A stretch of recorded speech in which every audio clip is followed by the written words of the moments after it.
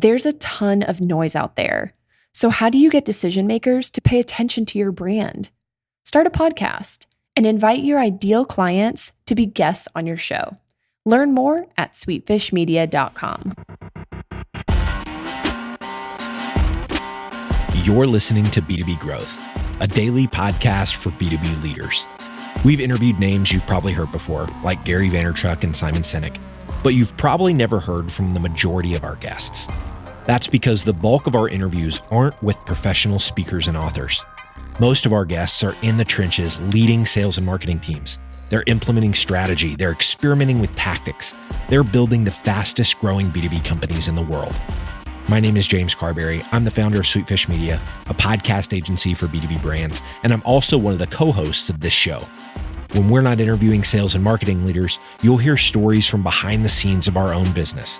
We'll share the ups and downs of our journey as we attempt to take over the world. Just kidding. Well, maybe. Let's get into the show.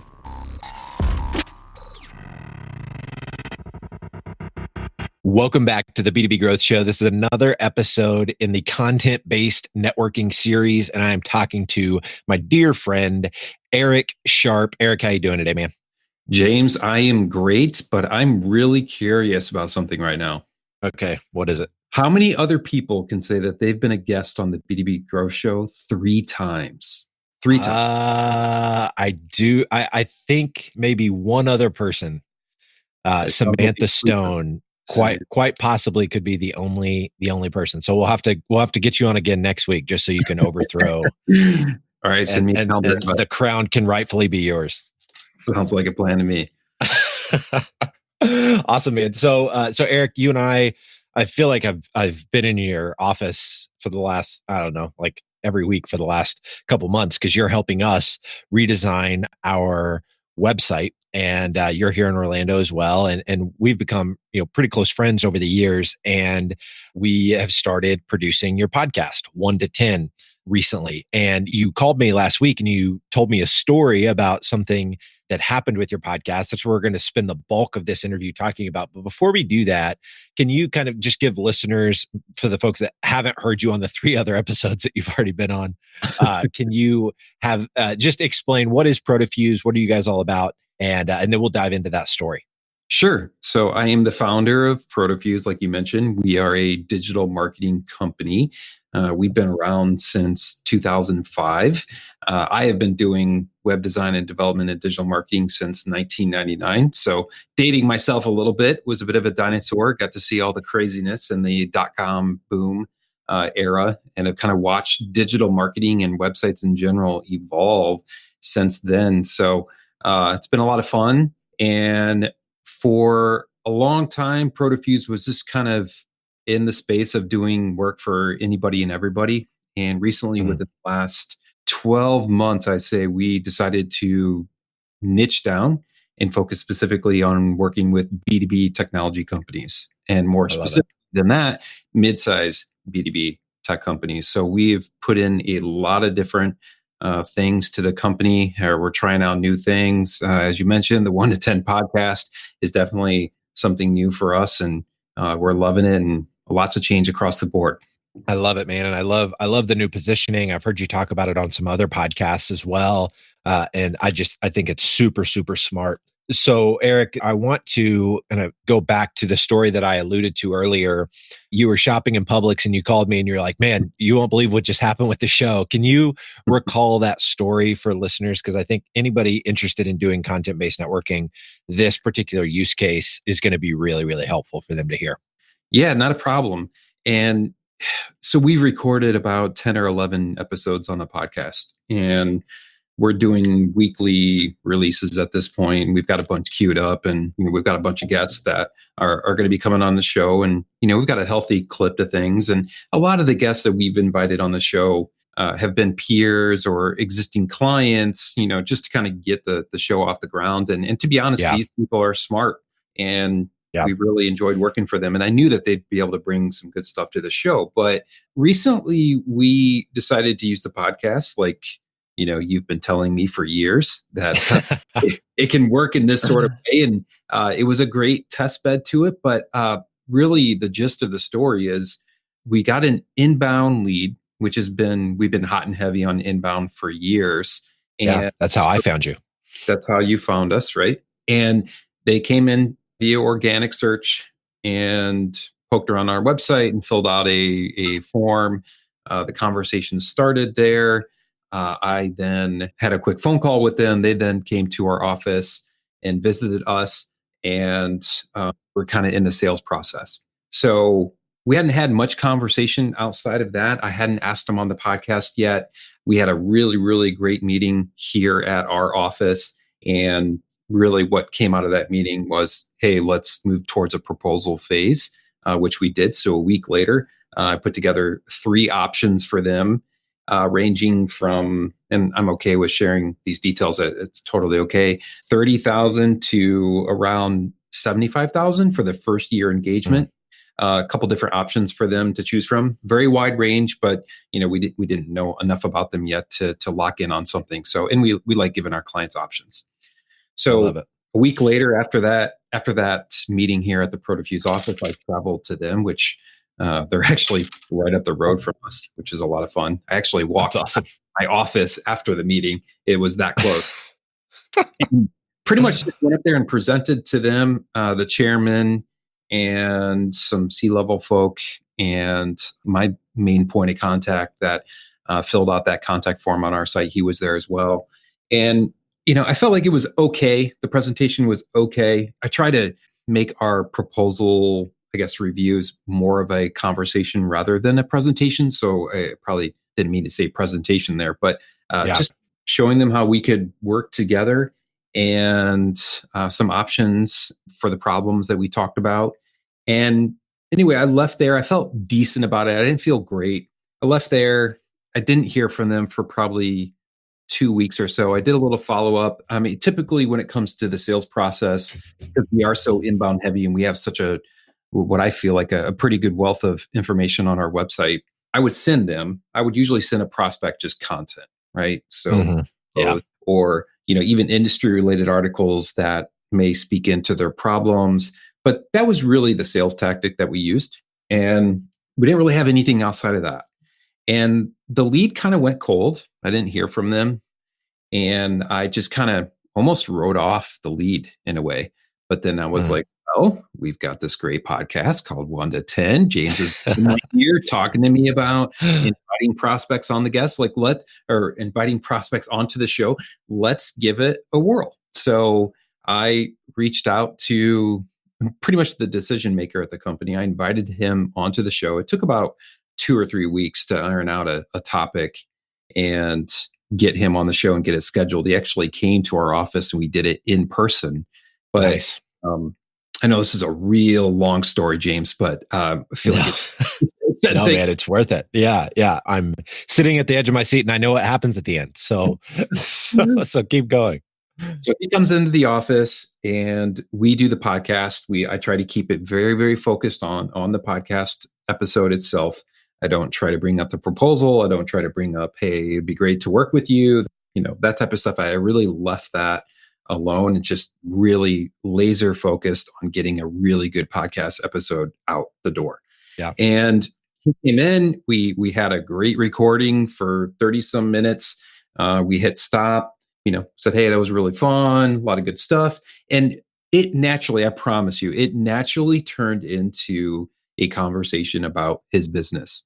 Yeah. And it was a perfect opportunity for me to have an opportunity to address some of his sales objections that he had with us. I mean, he came out and mentioned a few things that I felt like I had pretty good answers for. Now, I probably wouldn't have been able to address those objections outside of the podcast recording because, like I mentioned, the lead had went cold. And, there's only so much content that you can send somebody, before they get annoyed. Yeah. So we try to be very sensitive to that. And I don't want to just overwhelm them. James, this. We haven't really had any tactic because we've been so focused on inbound. We haven't had really any tactic that allowed us to continue to develop a relationship with a prospect. Yep. And the podcast was such an eye-opening. We had the podcast recording. We started talking about his business. It turned into a potential relationship. We then talked another 45 minutes about some of the things that we could bring to the table and some of his sales objections, and it was all natural. Like, it wasn't forced whatsoever. And really what came out of it is, we might start with something small, let us earn his trust a little bit. And it's not guaranteed. We haven't closed it. We're still trying to nurture the lead right now, but that's why, he left our office, and then I walked because our office is right next to a Publix grocery store here. And I was walking there like, oh my gosh, I have to call James. This is exactly what he's been telling me about. It's allowed us to nurture a relationship outside of all the old tactics that, we've been using. And it's just another avenue to build a relationship with this guy and earn his trust. I love it. And the thing that I love so much about that story is I often talk about podcasting and this idea of content-based networking as an approach to create the relationship. Like, you don't know this person, they're a stranger to you. You ask them to be a guest on your show, and now all of a sudden you have a relationship with them. But what I love about this use case is, and there are a lot of folks listening to this that also have a powerful inbound engine like what you've been building over the last several years at ProtoFuse. And so where this podcast strategy can also help you break into new accounts that didn't come inbound, I love the way you leveraged it to nurture an inbound lead. You did the presentation, the lead went cold for whatever, and you actually found out, with some of the objections that he shared after him being a guest on the show, you kind of got some insight as to why that lead went cold. And you otherwise would have never had the opportunity to combat those objections because they would have just never gotten back to you. You were probably talking to the primary point of contact as opposed to the primary decision maker. A lot of different variables there. But by asking that guy to come be a guest on your show that, is branded really well, it's got great content, like you've done a phenomenal job of pulling out and extracting quality content from your previous guests. So if he goes and checks it out and says, man, this is a legitimate thing, yeah, I'll go back to his office. And naturally, the conversation flowed to you guys working together and figuring out, how you guys can make that happen. And so I love the story. Was there anything else kind of around that, Eric, that you think would be worth sharing with listeners before I let you go today? I mean, you hinted on this already, James, but having a tactic out there that you can use in the sales process. So we've been very heavy inbound, and usually that's our first touch point. And now we're using the podcast, the 1 to 10 podcast, as a possibility for that first touch point as well. But the podcast can also be that second, third, fourth touch point, which I didn't really have I didn't have the vision for it. I always kind of looked at podcasting as that first touch point. Hey, let's invite prospects, people that we could do really good work for, onto the show. It's a bit of a gateway. And that made total sense to me. But using it in a sense of, hey, I already have a relationship. I just want to nurture this relationship potentially and give me another opportunity to build their trust. Because like you said, it's really going to be with the decision maker. You're going to have a main point of contact. But if you're going to invite someone on the show from a company that you want to work for, it's probably going to be one or at least maybe a step below the decision maker, which, gets you in a better spot to potentially close the deal. Yep. I love the story. As soon as you told me, I was like, oh, we gotta get you on B2B Growth to share this story because I think it is so aligned with the benefit of content-based networking. This particular case, you used a podcast, but it could be a video series, a blog series. There are tons of, it could have been a book that you were writing, or a variety of different types of content. You happen to use the podcast for this particular execution, but I love what you did there. I am really anticipating the call when you say, hey, we ended up winning the business. That's going to be a really fun one to take.